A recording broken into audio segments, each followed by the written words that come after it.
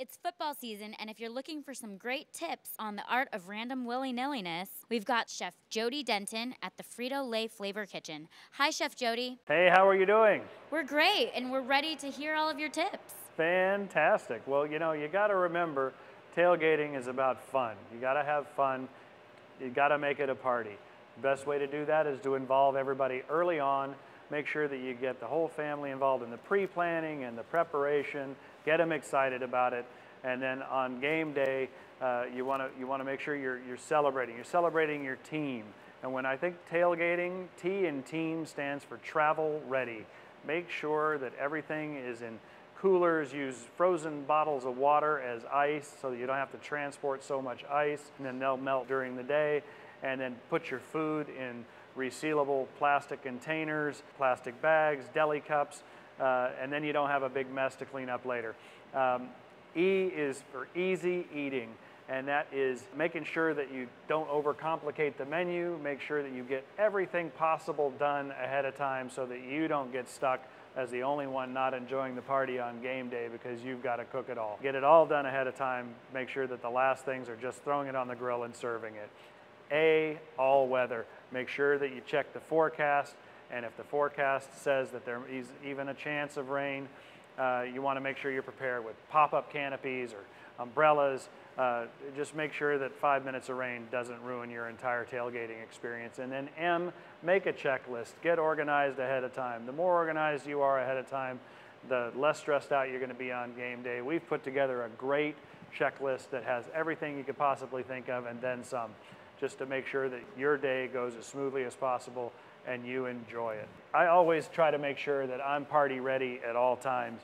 And for me, that means keeping a bag of Tostitos tortilla chips in the cabinet along with my favorite salsa. And then on game day, I like to just customize that a little bit.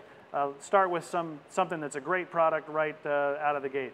Tostitos restaurant style salsa, and I'll add some fresh tomatoes, onions, jalapenos, cilantro, lime juice, maybe some mango or avocado, grilled pineapple, whatever you like, and just customize it for your event. Great, and what is your favorite tailgating recipe? Well, one of the things that I like to do that everybody enjoys and nobody really thinks of as grill food is quesadillas. I grill quesadillas. I'll put a little butter or pan spray on the underside, lay it on some aluminum foil, and then build my quesadilla on top of that, throw it straight on the grill. On this one, I've got a little bit of cheddar cheese, and then I took a roasted chicken that I got from the store, mixed it with my favorite barbecue sauce, then sprinkle a little bit of that over, some fresh onions, some green onions, and then you can go ahead and grill it. By the time the cheese is melted, the underside is all crispy golden brown, and you could go ahead and fold it over right now, but game day is all about guys getting together with their bros, and nobody does food that bros and guys like better than Ruffles. Now, I put some Ruffles Smokehouse barbecue chips on that quesadilla and fold it over, crunch it down, and then you can even hear the crunch when you slice into it. And everybody enjoys that, and it's extremely versatile. You can put grilled vegetables in there for your vegetarian friends. Everybody wins. That's great. Whenever I think of grilling, I usually think of meat, not quesadillas. Thanks for that great idea. When it comes to grilling, how do you, I guess, keep the grill at a great temperature, when you're using charcoal or wood? What's a good tip to keep the temperature at the right temp? Well, that's definitely the trickiest part. The first part of it is to start far enough ahead of time, because you don't want to be grilling on coals that are still burning live. You want to be down to coals that are burned down a little bit. They give off a more even heat. You can manipulate the coals, shove more to one side, so you've got kind of an intense piece of part of the grill that's very hot that you don't necessarily want to use, and then the rest of the grill is just a really even heat, and then you can pull more of those coals down as those other coals begin to burn out. Or if you have just the right amount of coals, you can just spread them out evenly and keep your heat even. But that's definitely something that takes a little bit of experience to master. Okay, and I can't make it to every single football game, but do you have any tips for having a sort of, tailgating experience at home? You know what? That's called a backyard barbecue. And there's no difference. The only difference is you don't have to pack everything to travel. It's a whole lot easier to have it in your backyard. You've got your own tables, you've got space, you've got your grill probably exactly where it sits all the time.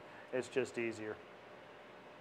And, when we are going to the games, I'd like to know, do you have any tips on transporting items that might spoil easily, like deviled eggs or any recipes that call for mayonnaise? Well, you want to make sure and put everything in coolers.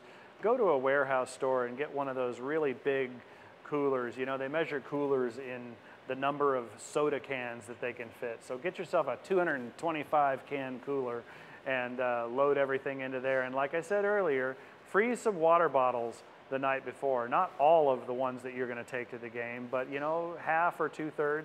Freeze those and put those in there as ice. They'll really hold a lot better than just cubes of ice. And at the end of the day, you won't have everything swimming. And then leave everything in the cooler until the last minute. If you're grilling meats, leave them in there until you're actually going to put them on the grill. If you're serving sides like potato salad or coleslaw that have mayonnaise bases, you want to leave them in there till the last minute, and then you only want to put a little bit out at a time. Don't put a whole big bowl of potato salad out in the sun. It's going to sit there for an hour. It's going to get warm. It's going to be unappetizing, not to mention unsafe. Okay, one more question. When bringing a charcoal grill with you, what's the safest method of putting out the fire so that nothing catches on fire? Well, for me, there's really only one way to do that. And I'll usually bring a large stock pot or a metal can, like an aluminum can, or one of those industrial metal empty cans that used to have painted or something, not plastic, metal. And then once I'm done grilling, I'll put all of the coals, scoop all of the coals with some sort of metal scoop and dump those into that can and then drown it with water. Don't just sprinkle it with water, drown it and make sure you can see 2 or 3 inches of water sitting above that, and that will prevent any possibility of a fire starting. Perfect. Thank you so much for all of these great tips, Chef.